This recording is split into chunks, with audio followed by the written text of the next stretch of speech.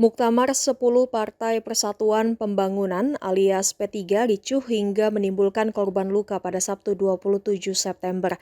Sejatinya Muktamar 10 P3 digelar di Hotel Mercure, Ancol, Jakarta Utara pada 27 hingga 29 September 2025.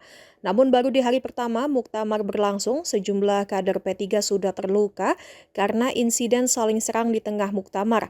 Dari video viral Minggu 28 September, terlihat sejumlah kader P3 yang menggunakan jas berwarna hijau saling lempar kursi. Bahkan beberapa lemparan kursi terkena tepat ke wajah sesama anggota kader partai berlambang Ka'bah tersebut. Di muatkompas.com dilaporkan sejumlah kader P3 terluka karena insiden tersebut.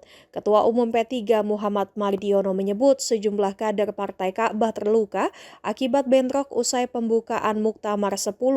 Mardiono mengatakan sejak Muktamar 10 dibuka, pihaknya sudah melihat terdapat gejala yang mengarah pada kegaduhan hingga akhirnya keributan pun terjadi. Akibat kerusuhan itu, sejumlah kader hingga mendapatkan perawatan di rumah sakit karena mengalami cedera di bagian kepala hingga bibir. Mardiono pun memastikan bakal menempuh proses hukum atas peristiwa yang merugikan kader P3 tersebut.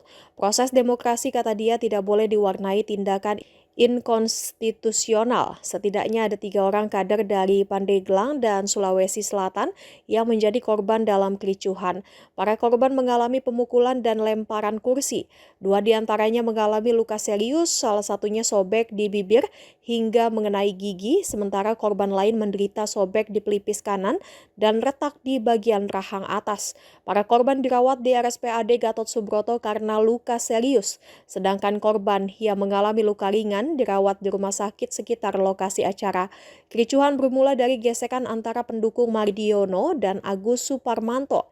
Hasil Muktamar 10 P3 pun kemudian memunculkan 2 ketua umum yang saling klaim.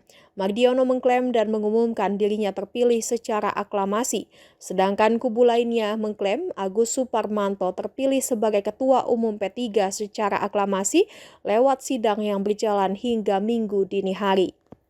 Jangan lupa subscribe ya!